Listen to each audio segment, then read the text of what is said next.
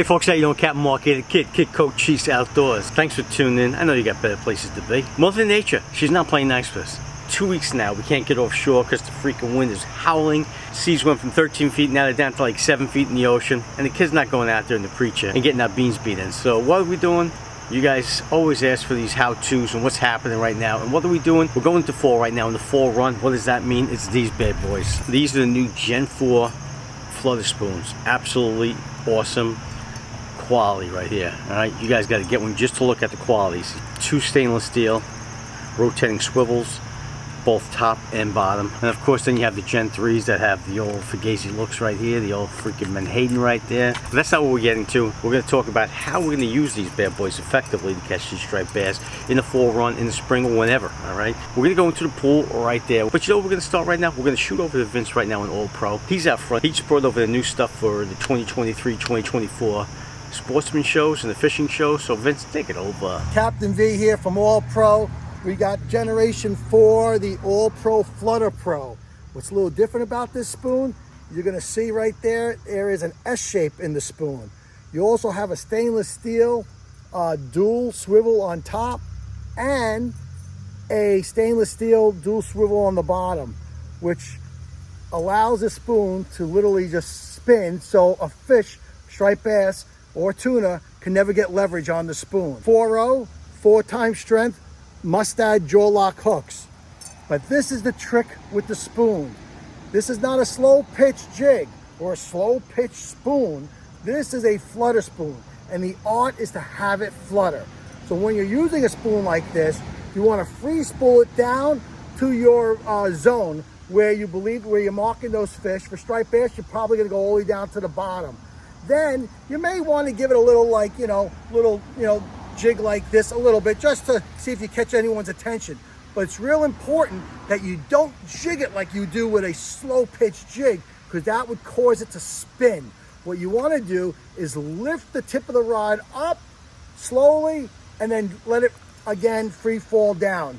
And by doing that, you're going to get a fluttering action. You're going to get it fluttering up as you pull it up, and you're going to get it fluttering down as you free spool it back down to the strike zone. All right, so there you have it from the horse's mouth. Vince, All Pro National. So what are we doing here? We're going to go into the pool. We're going to show you the action. All right, so if you whip this up like this, like you're almost jigging a jig. All right, like you're going to be jigging a wagon jig. Like that's what we'll do in the wagon jig. We'll whip those things up and let them come down because they're heavy. Now watch what happens to the water when I whip it up quick. It comes up and it spins so fast. That's not natural. Bunker don't do that. What bunker do, will try to swim up and they'll be falling back down because they're just jammed up right now. All right, you'll see a bunker do this, come up, and they're just like, this sucks. And he's gonna go back up. And he's just like, he doesn't go up and do pirouettes.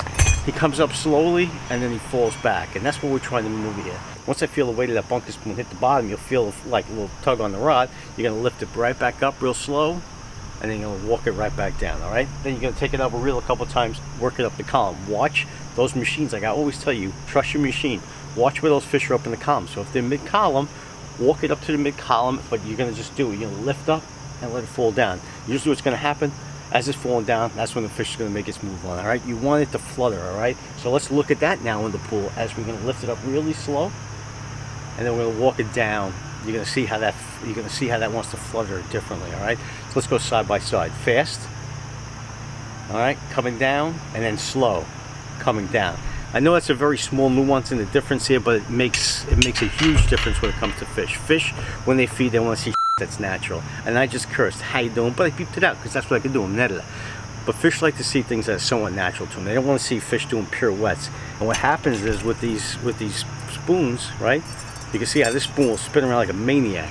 We got a lot of feedback. They want that second hook on that swivel right there, and these hooks are ridiculous. I mean, he's really gone above and beyond.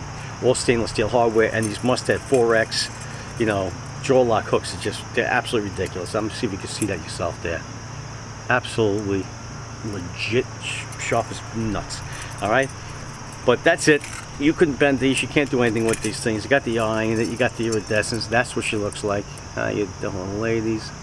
That's the gold right there. Got the stainless. This is a chartreuse Gen 4. Huge fan of chartreuse. All right, I've said this in every video. When it comes to the striped basses, spectrum of their eye. Chartreuse is the color they see best. Obviously this will refract light, and this will be cherry vanilla down there, as will the stainless steel one. They're all freaking killer. They really are. Again, it's important to know how to use them though.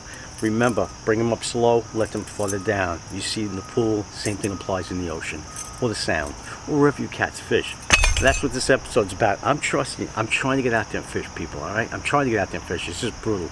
Preacher's back there sleeping, covered up. I don't even see her right there. She is for sale, by the way. She's on Boat Trader. I hate to say it, but we're not using it enough this year, so I don't want to, we didn't put any time on that boat this year because of Mother Nature, and it's getting pretty frustrating not using it. I'm trying to downsize to a smaller boat where I can do both offshore stuff and rip it around up here on the North Shore, right?